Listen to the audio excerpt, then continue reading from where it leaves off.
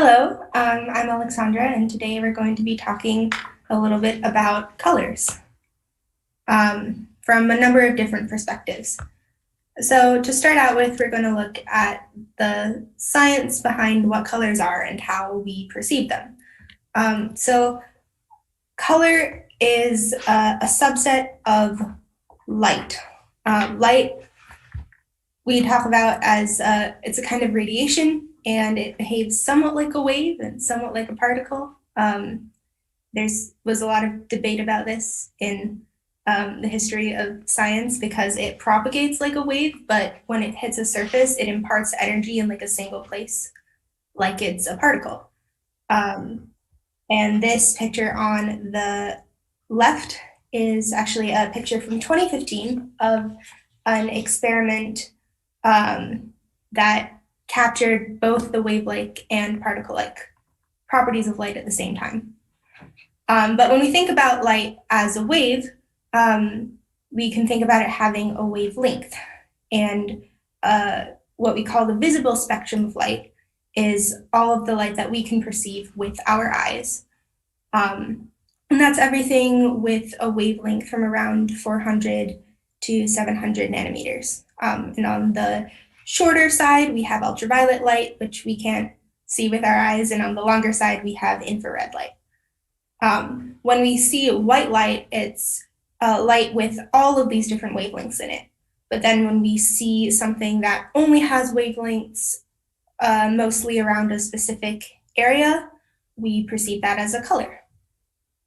So for example, here around 600 nanometers, we would see something kind of like orange. Now there's kind of two different ways that we can perceive light that's only around a certain wavelength. One of them is if we're seeing light coming directly at us, and that's like from a traffic light or from something else that is sending our eyes colored light directly. And that means the light is leaving that thing, and what is reaching our eyes is directly kind of that wavelength. Versus when we see reflective colors, we have generally white light, which has a bunch of different wavelengths in it hitting a surface, like the surface of this banana, which then absorbs most of the wavelengths, but not the wavelength of the color we see. And then that gets reflected back at us. So you can see in this slide a better example where we have sunlight coming through and it has all of the colors in it. And the sunlight hits this leaf. And the leaf has pigment that is really good at absorbing most of the wavelengths of light, but it's not very good at absorbing green. So it says, okay, I'll take most of the light, but I can't do green. You can have that back. And so it reflects the green light, and then we are able to pick that up with our eyes and the leaf looks green. Versus if you saw a green light and a traffic light, it would just be just the green wavelength of light going to your eyes directly. This has an interesting effect when you combine colored light with colored surfaces. And that's what these three apples are kind of showing. So if you have red light shining on your apple, the red surface of the apple is not good at absorbing red light, so it reflects that back to your eye. But the green leaf is great at absorbing red light. So it absorbs all the light that's coming to it, and not much is reflected back to your eye, so the leaf is going to look very dark. If you shine green light on the apple, you get the opposite effect. The green leaves can't absorb the light, so it reflects that back to your eye. But the red apple is great at absorbing the green wavelengths, so it takes all of that light and not much is reflected back, so it'll look black. And with blue light, both of them are pretty okay at absorbing the blue light, so you don't get very much reflected back to your eyes. This gives us the different kinds of color mixing.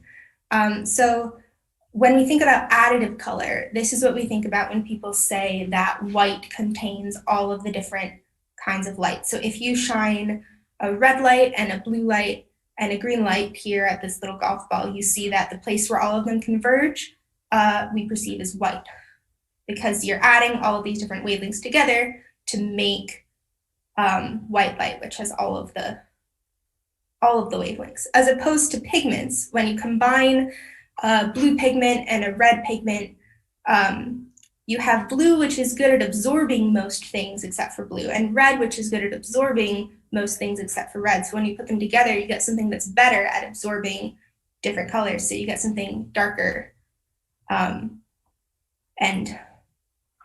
rather than something lighter. And so when you combine them in a kind of pigment way, you're going to get different results from when you combine colors of light that you shine at things. So we have these wavelengths of light, but we don't actually perceive them directly. Our eyes don't see yellow and say, oh, I know that that is exactly like 500 nanometers or whatever it is. What we do have is basically we have different cells in our eyes that are sensitive to light. And people talk about rods and cones. Rods are more sensitive, but don't do anything related to color. That's what you'll use if it's really dark outside and you're walking around. That's why you won't see very much color, but you can still kind of see shapes. Cones are less sensitive, but we use them in order to see different colors. We have 3 different kinds of cone cells, and each of them have different photoreceptor proteins with different pigments in them that are more sensitive to different ranges of wavelengths. So we have one that is more sensitive to short wavelengths that will be activated more by wavelengths that are closer to the blue end of the spectrum. We have one that is better at perceiving wavelengths in the middle, which would be more around green, and one that's better at receiving longer wavelengths towards the red side. Sometimes we call them red, green, and blue, but that's a little bit of a misnomer because the red cones, their peak wavelength perception is actually closer towards the middle. But by looking at how these cones are absorbing light differently, our brains kind of interpolate that to give us an idea of what color we're seeing.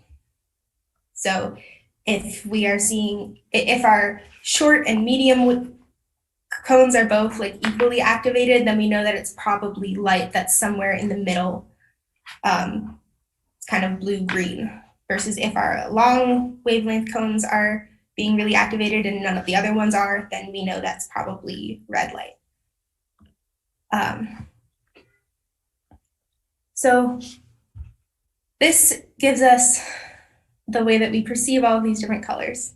And when we think about like colors of the rainbow, we have this white light, we're breaking it into all of these colors. We have red, orange, yellow, green, blue, indigo, violet.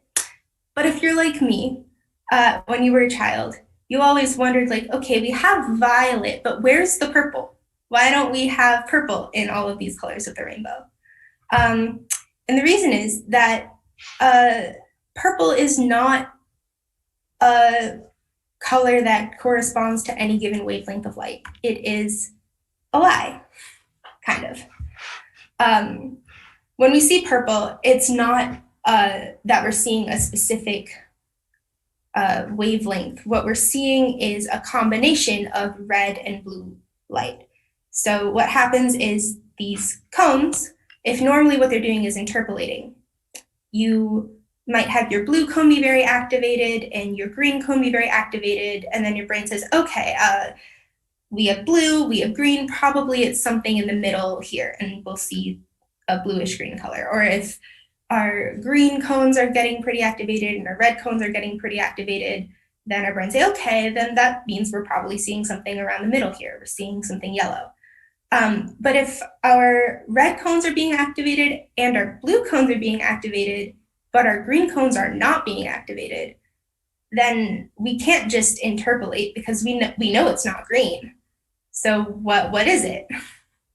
So our brains kind of fill that in by giving us this purple magenta part of the color wheel.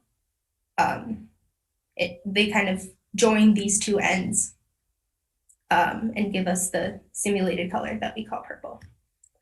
And you might wonder why indigo and violet look kind of like purple. And the reason for that, oh, here we can see red and blue light giving us purple in the middle. The reason why violet looks kind of similar to purple is when we look at the actual activations of these different cones, you can see the long one, which is the red cone, has this little spike around the shorter end of the spectrum. So here where we're seeing blue, it's lower, and then where we're seeing violet, where our red cone is getting activated a little bit more. And that combination of red and blue cones being activated is what gives us something that looks kind of purple-like. And that's why violet looks more purple than blue, even though it is fundamentally different from purple, because it's an actual spectral wavelength, and purple is not. So this is where we get to how we trick our eyes in order to see different colors on a screen. So because we only have these three cones, we can use these three colors in order to simulate a bunch of different colors. So when you see this yellow on your screen, you're not seeing actual yellow wavelength of light. What you're seeing is a combination of red light and green light. We have in our screens arrays of pixels that are red, green, and blue. And by shining them at different intensities, we can activate our cones in ways that simulate how our cones would be activated by that actual color. So our cones are being activated by this combination of red and green, and they think that's yellow, even though the yellow wavelength is not really there at all. And we break colors up into these different channels in computers to kind of show how much of each of these colors is shining at us. So for example, this yellow color is going to have a lot of red, so it's 254 out of 256, a lot of green, and not a lot of blue. And that's how we get the hex code colors that you might be used to if you do web design. They're just a representation in hex of the red, green, and blue intensities. So the thing about representing colors by having kind of mixing together this red, green, and blue is that you're only going to be able to represent colors that you can add these three colors to make, which means there's always going to be some colors in the world that you can't simulate on any given computer screen. So these are pictures of, basically it's a color space that was created by the International Commission on Illumination way back in the late, gosh, I forget the exact date, but late in the 20th century. And this is kind of a diagram linking for the first time the wavelengths, the actual physical wavelengths of light with the kind of physiological perception, the way that we perceive color. So this is kind of it's a chromosticity diagram that's showing kind of the entire space of visible color. And these dots represent our red, green, and blue pixels, or our red, green, and blue colors. We can only create all of the colors within this triangle. We can't represent anything outside of this space. So this color gamut on the right is sRGB. It was created by Microsoft in 1996, and it's basically the colors that we can represent digitally. So this is what you might be able to see on a typical screen. This one on the right, you can see it's a little bit bigger, and this was created by Adobe to try to represent a greater range of colors in order to be able to represent everything that you're able to print and not just what you're able to see on the screen. But it's still trying to display things in terms of red, green, and blue so you can translate them into a computer screen. So it's still capturing this limited triangle. So like this magenta here, you're not going to be able to represent within this color system. And you're not going to be able to show on a screen.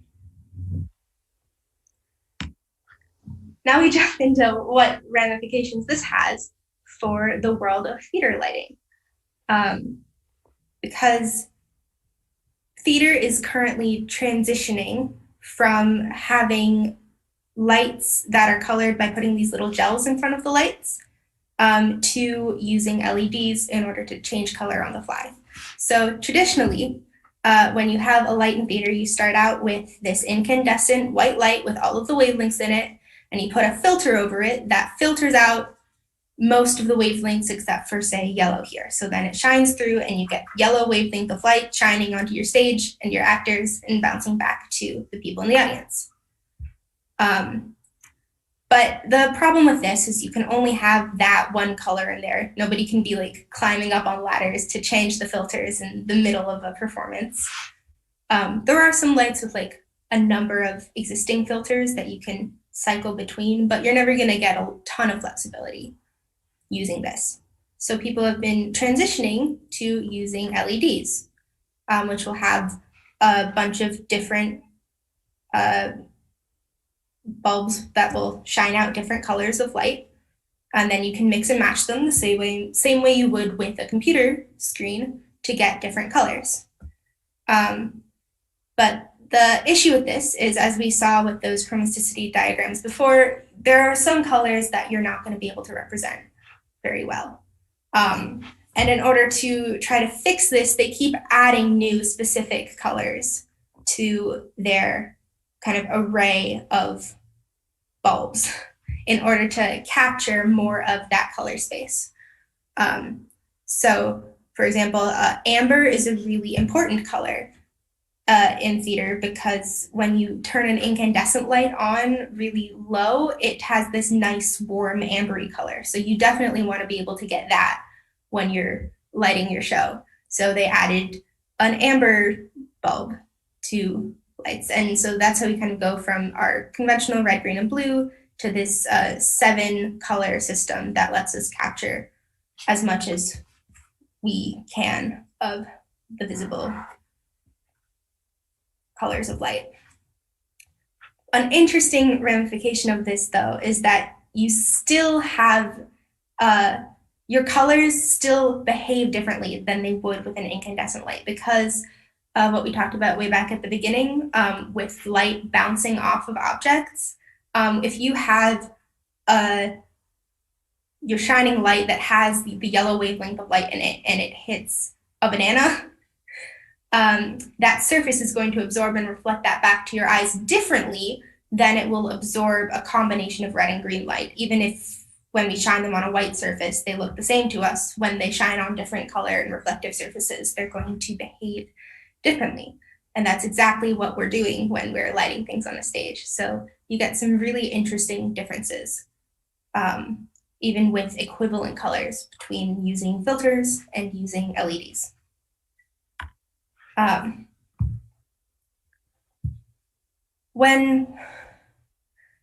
So in order to shine something out of an LED, first we have to represent it digitally. So how do we take our world around us that is in full color and turn it into the kind of red, green, blue values that we use for color photography? Before we represented things digitally, we actually still captured color using red, green, and blue because that's what we're sensitive to, and we were mimicking what our eyes do in our cameras. But because it's analog, we just had these sensitive layers of film kind of stacked on top of each other, and each one would be more sensitive to a certain wavelength of light and would produce a different image. but all of the light would hit from this same angle, or all the light would come in from one side, and then you would be able to see basically anywhere in, you would get a continuous map of how the different colors of light are hitting this surface. But with a digital camera, we can't perceive all of this continuous thing. We have to perceive it in these little pixels. So if we have just a black and white camera, then we'll just have an array of pixels, and each pixel will take in all of the light that hits it and say, okay, at this point right here, we have a certain amount of light, and that will tell you how colorful that pixel is. But that doesn't tell you anything about color. So what we do in order to take in color in a digital camera is we'll have an array of different pixels that are each only taking in a certain kind of light. And we do that the same way that we colored those analog theater lights with little filters. So you'll put a filter in front of your pixel, and then it'll only let the blue light through, and then that blue light will come in, and we can record how much of it there is. And we'll lay out those pixels in a grid. This is a traditional one called a Bayer array, and that will tell us how much the different colors are hitting different parts of your screen. And generally we'll take like these 4 color pixels will kind of represent one actual pixel. And something that's interesting that you'll see if you kind of look at this pattern is that there are twice as many green pixels as red or blue.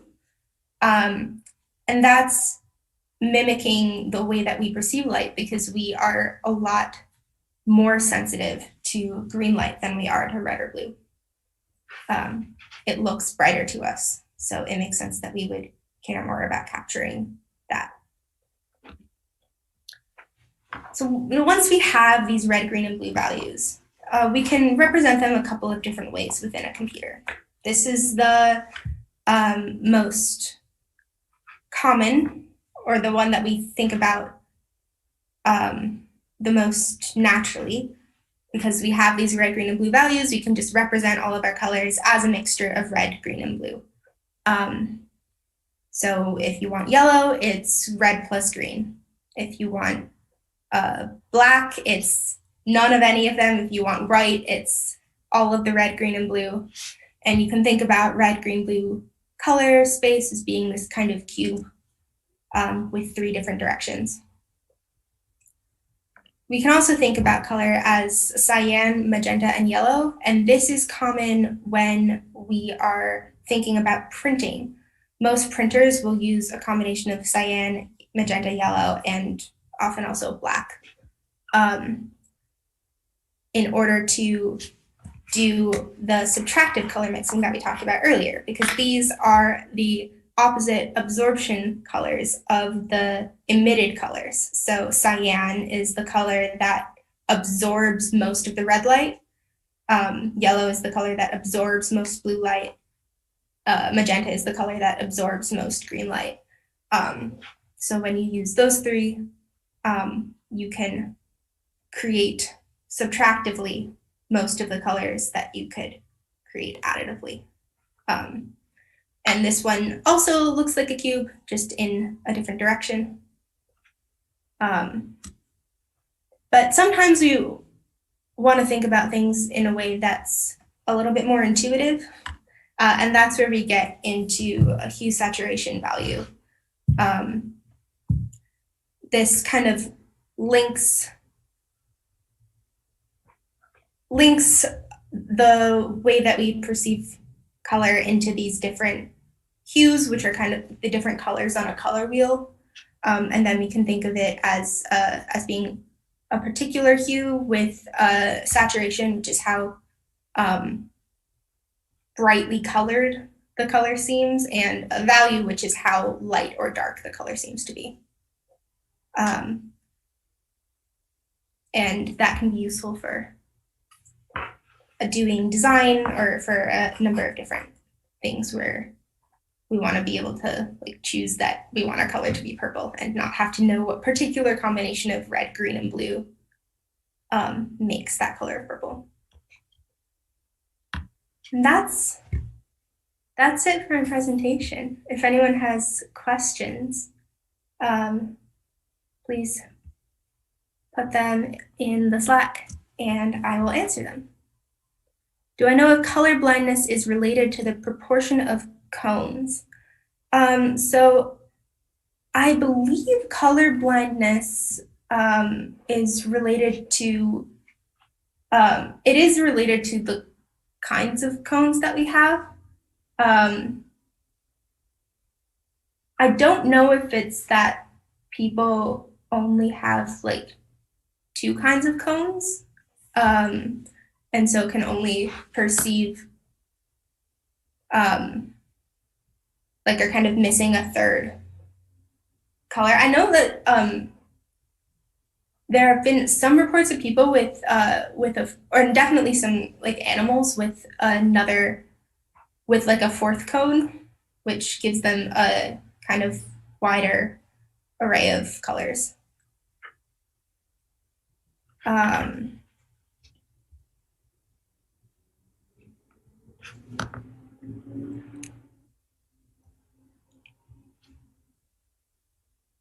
Yeah.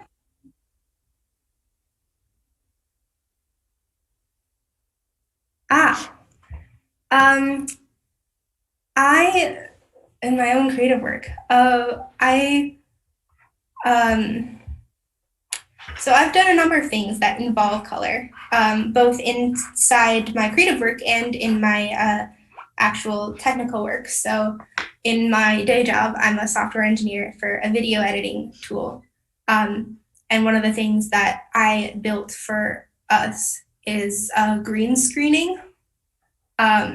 So that's something where I had to think about kind of different color spaces and how to segment a color space so that you can take out all of the pixels that we think are in the background that are your green screen and leave all the pixels in the foreground that aren't your green screen. So that's a place where I was thinking about kind of different color space models and different ways of keying digital colors in order to separate. Because if you just have like one color in a green screen and you say, okay, I want to take out this color of green, you don't just want to take out that particular red, green, blue value because an actual physical green screen is going to have variations of lighting. It's going to have some wrinkles maybe.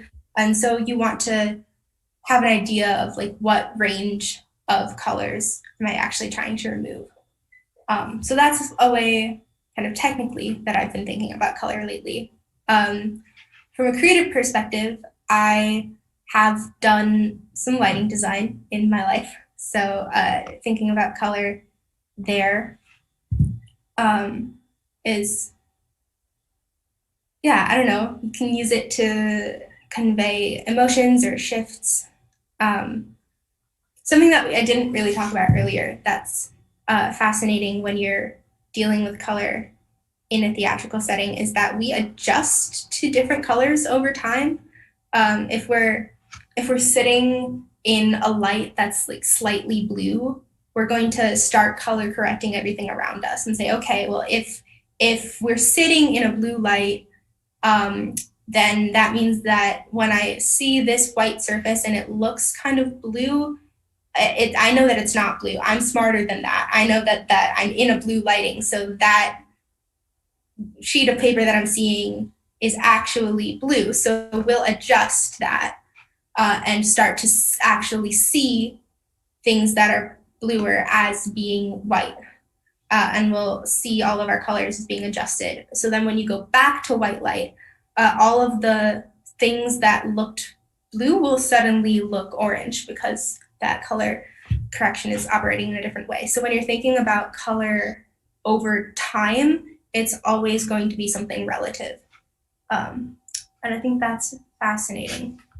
You get that also when you're like coloring, when you're making art. the way that we perceive color is going to change based on what's around it, which is also where you get some of those like optical illusions, where you know that something is the same color, but when you put it next to something dark versus something light, it will appear different. So when I'm doing visual art, that's something to keep in mind too. But